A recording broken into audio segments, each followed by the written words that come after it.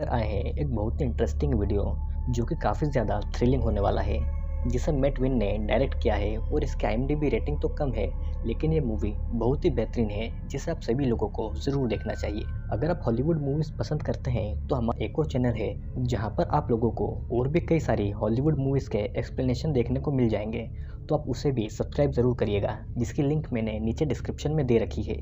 तो अब हम ज़्यादा टाइम वेस्ट नहीं करते हैं और चलते हैं हमारे वीडियो की ओर।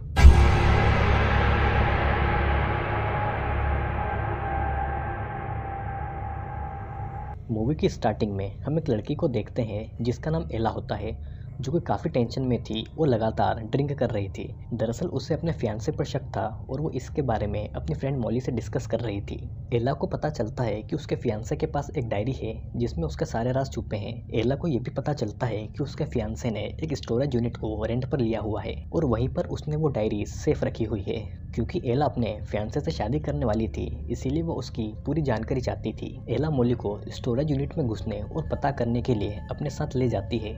दरअसल एला को अपने फियांसे के पास से एक स्वाइप कार्ड मिला था जो कि एक स्टोरेज यूनिट के दरवाजे की की थी और इसी से उसे सीक्रेट स्टोरेज के बारे में पता चला था। अब एला और मोली दोनों उस स्टोरेज यूनिट के रिसेप्शन पर पहुंच जाते हैं जो कि एक पुरानी पड़ी हुई बिल्डिंग में था।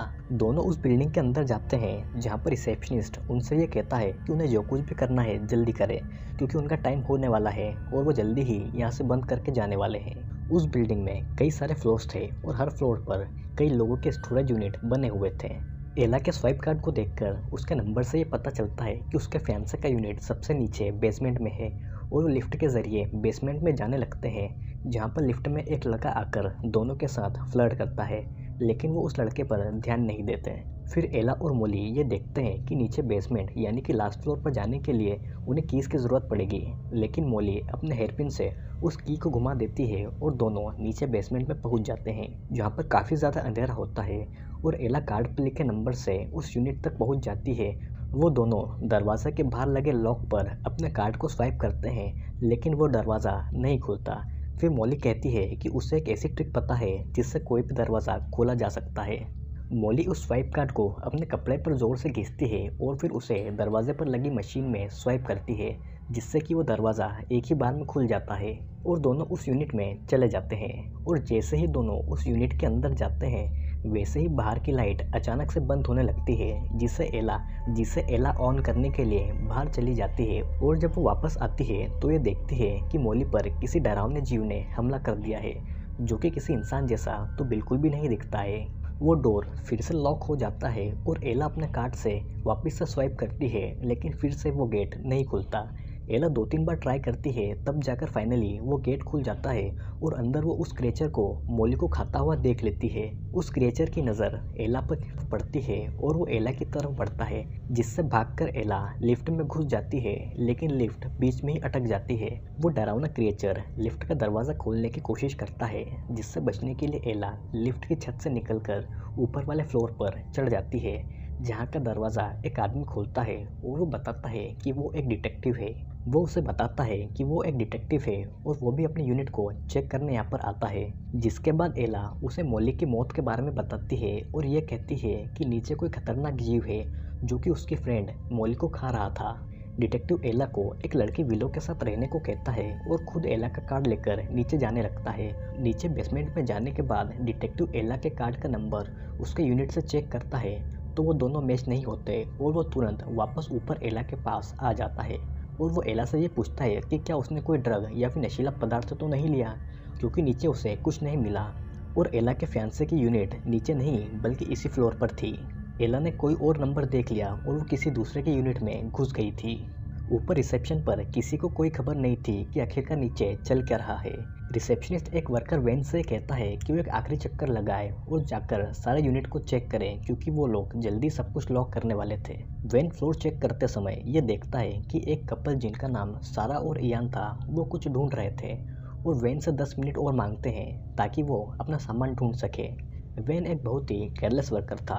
वो किसी भी व्यक्ति के यूनिट में अपनी मास्टर की से घुस जाया करता था और इस बार भी वो ऐसा ही करता है। वो एक अनजान व्यक्ति के यूनिट में घुसकर वहाँ के फायर अलार्म पर टेप लगा देता है और फिर स्मोक करता है कि तभी उसे किसी की आवाज़ आती है और वो उसे देखने के लिए चला जाता है।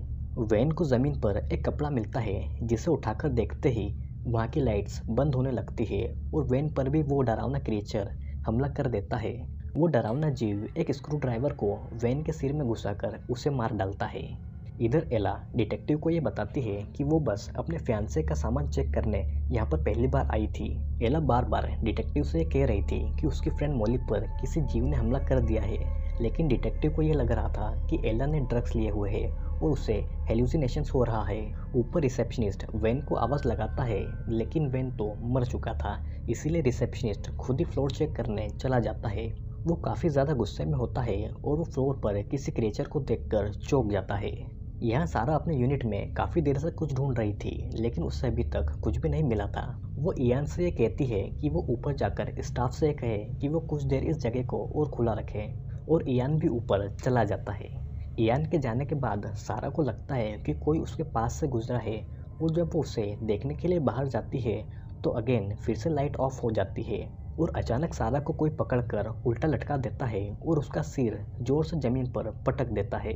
इधर एला डिटेक्टिव और विलो सीढ़ियों से बाहर जाने की कोशिश करते हैं क्योंकि लिफ्ट तो बंद हो चुकी थी, लेकिन वहाँ के दरवाजे पर ताला लगा हुआ होता है। उनकी मुलाकात इयान से होती है, जिससे एला सब कुछ बताती है कि उसकी फ्रेंड पर किसी ने हमला कर दिया, और इयान सारा को देखने वापस चला जाता है और डिटेक्टिव अपनी गन से ताला तोड़कर आगे बढ़ता है। इयान को सारा नहीं मिलती, लेकिन ज़मीन पर पड़ा खून ज़रूर दिखाई देता है, जिसे देखने के बाद में डिटेक्टिव को भी लगता है कि शायद यहाँ पर कुछ गड़बड़ ज़रूर है। डिटेक्टिव इयान पर ही शक करने लगता है कि उसी ने अपनी बीवी को गायब किया होगा, लेकिन तभी वहाँ पर अचानक से लाइट बंद हो जाती है और राशिद नाम का एक लड़का वहाँ पर आ जाता है, जो कि एला को लिफ्ट में मिला था। वो ये बताता है कि वो यहाँ पर 3 दिनों से रह रहा है और उसे भी कुछ अजीब अजीब आवाज़ें सुनाई देती है, जो कि नीचे बेसमेंट से आ रही है। डिटेक्टिव राशिद से भी बहस करने लगता है और वे लोग घबराकर सिगरेट पीने लगती है, जिससे कि सिगरेट का धुआं फायर अलार्म को ऑन कर देता है और ऊपर अलार्म से पानी बरसने लगता है कि तभी वहाँ पर वो क्रिएचर विलो पर हमला कर देता है और विलो को बचाने के लिए डिटेक्टिव अपनी गन से उस क्रिएचर को शूट कर देता है, जिसका असर उस पर नहीं होता और वो वहाँ से भाग जाता है। फायर अलार्म के कारण सारे सेफ्टी डोर बंद हो जाते हैं और राशिद एक डोर के दूसरी तरफ फंस जाता है। राशिद उस डोर को खोलने की कोशिश करता है, लेकिन तभी उसे वहाँ पर कोई क्रिएचर दिखाई देता है। उस क्रिएचर के हाथ में एक कटर होता है, जिससे कि वो राशिद का सिर काट देता है और दूसरी तरफ मौजूद लोगों को बस राशिद के चिल्लाने की आवाज़ आती है और कुछ देर के बाद में राशिद का खून नीचे ज़मीन पर फैल जाता है। अब वे सभी लोग वहाँ पर फंस चुके थे और फायर एग्जिट से ही भाग सकते थे। सभी लोग बाहर निकल ही रहे होते हैं कि तभी वो देखते हैं कि ऊपर का दरवाज़ा प्लास्टर किया हुआ है, यानी कि बाहर निकलने का अब कोई भी रास्ता नहीं था। दरअसल देखा जाए तो ये बिल्डिंग में सीक्रेट यूनिट्स थी, यानी कि यहाँ पर सीक्रेट सामान स्टोर किया जाता था, और इस बिल्डिंग के फ्लोर्स ऊपर की तरफ नहीं बल्कि नीचे की तरफ ज़मीन में बने हुए थे। यानी कि ग्राउंड फ्लोर पर रिसेप्शन था और उसके नीचे फर्स्ट फ्लोर, फिर सेकंड, फिर थर्ड और लास्ट में आता है बेसमेंट, यानी कि लेवल 4। सभी लोग लेवल 2 पर फंसे हुए थे और डिटेक्टिव किसी काम से लेवल 3 पर जाने को कहता है। सभी के पास बचाव के लिए कोई सामान नहीं होता और इसीलिए वो डिटेक्टिव के साथ नीचे चले जाते हैं, जहाँ पर वो अपनी यूनिट से एक बैग उठाकर वापस आ जाता है, जिसमें से नोटों की गट्टियाँ बाहर गिर जाती है, जो कि वो इलीगल तरीके से कमाता था। सभी डिटेक्टिव पर उंगली उठाते हैं कि उसने कुछ पैसों के लिए उनकी जान खतरे में डाली, और डिटेक्टिव गुस्से में आकर उनसे ये कहता है कि वो अकेले ही यहाँ से चला जाएगा और कोई भी उसके पीछे आने की कोशिश नहीं करे, जिसके बाद डिटेक्टिव सभी को वहाँ पर छोड़कर चला जाता है। जाते समय डिटेक्टिव का बैग एक फायर एक्सटिंग्विशन में फंस जाता है, जिसके कारण उसके बैग से सारे नोटों की गड्डियाँ बाहर आ जाती है, जिसे वो उठा ही रहा होता है कि तभी उस पर भी हमला हो जाता है। डिटेक्टिव उस हमलावर से कहता है कि वो जीना चाहता है, लेकिन फिर भी वो डिटेक्टिव को मार डालता है। यहाँ पर विलो को ये लग रहा था कि उसकी तबीयत ठीक नहीं है। दरअसल विलो एक ड्रग एडिक्ट थी और उसे ड्रग्स की ज़रूरत लग रही थी। विलो सभी को बाहर रुकने का कहकर अपने यूनिट में चली जाती है, क्योंकि उसे अंदर जाकर ड्रग लेना था।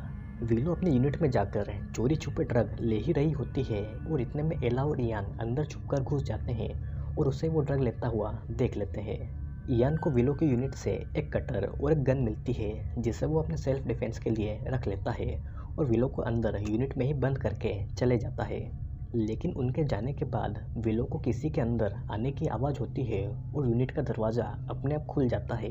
विलो ये समझ जाती है कि वो किलर उसके यूनिट में घुस चुका है और वो उसे रोकने के लिए एक हेवी ड्रग्स का इंजेक्शन तैयार करती है ताकि वो किलर को ये इंजेक्शन घुसाकर बेहोश कर सके। लेकिन वह इंजेक्शन उसे ही लग जाता है और विलो खुद ही बेहोश हो जाती है। जिसके बाद वो किलर विलो को एक प्लास्टिक बैग में रैप कर लेता है। एला और इयान नीचे बेसमेंट में बाहर का रास्ता खोजने जाते हैं। जिसके बाद वो उसी यूनिट में घुस जाते हैं जहाँ से वो क्रिएचर बाहर आया था। वो यूनिट बाहर से एकदम खंडर थी लेकिन अंदर से बिल्कुल नई थी। उन्हें समझ नहीं आ रहा था कि आखिरकार यहाँ पर क्या चलता है। वो ये देखते हैं कि इस यूनिट के अंदर और भी कई सारे कंपार्टमेंट्स बने हैं जिसे सेल कहा जाता है। फिर वो एक दरवाजे से एक रूम में घुस जाते हैं जहाँ पर इयान को सारा की सैंडल दिखाई देती है और सामने के एक केबिन से एक और क्रिएचर बाहर आता है जिसे इयान अपनी गन से मार डालता है। लेकिन ये कोई क्रिएचर नहीं बल्कि सारा थी जिसका मुंह स्टेपलर से स्टेपल कर दिया गया था। एला को वहाँ पर रिसेप्शनिस्ट की कैब दिखाई देती है और तभी वहाँ पर किसी के आने की आहट होती है जिससे इयान और एला दोनों एक केबिन में छुप जाते हैं। एला इयान से ये कहती है कि इस यूनिट में और भी कई सारे कंपार्टमेंट्स हैं जहाँ पर लोगों को रखा जाता है और जब वो छुपकर देख रहे होते हैं तो उन्हें ये पता चलता है कि रिसेप्शनिस्ट विलो को पॉलीथीन बैग में डालकर लाता है और उसके मुंह को स्टेपलर से स्टेपल कर देता है और इस बार वो विलो को भी सेल में बंद करने वाला था। इयान एला के साथ चुपके से भागने की कोशिश करता है लेकिन रिसेप्शनिस्ट को ये पता था कि दोनों अंदर सेल में छुपे हुए हैं। वो रिसेप्शनिस्ट स्टेपल को इयान के सिर में घुसा देता है और एला के पीछे भागता है। एला को उस यूनिट से एक और लिफ्ट मिलती है लेकिन रिसेप्शनिस्ट उसके वायर काट देता है और एला वापस से फर्स्ट लेवल पर ही पहुंच जाती है। रिसेप्शनिस्ट सारे सेफ्टी डोर्स को बंद कर देता है और एला कार्ड की मदद से अपने फियांसे के यूनिट में घुस जाती है जिससे कि रिसेप्शनिस्ट ये समझ नहीं पाता कि आखिर एला गई कहाँ पर है। एला जब अपने फियांसे के यूनिट में होती है तो वहाँ पर से वो उस डायरी को चुरा लेती है जिसके लिए वो यहाँ पर आई थी और तभी वो रिसेप्शनिस्ट उसकी मास्टर की से एला वाले यूनिट में घुस जाता है। एला उस साइको रिसेप्शनिस्ट को रॉड से मारकर वहाँ से भागने की कोशिश करती है लेकिन रिसेप्शनिस्ट उसे फिर से पकड़ लेता है कि तभी रिसेप्शनिस्ट के सेल से बचकर निकला हुआ एक व्यक्ति जो कि दिखने में बिल्कुल मॉन्स्टर जैसा लग रहा था वो रिसेप्शनिस्ट पर हमला कर देता है लेकिन रिसेप्शनिस्ट उसके गले में पेन घुसाकर उसे मार डालता है और तब तक एला वहाँ से भाग जाती है।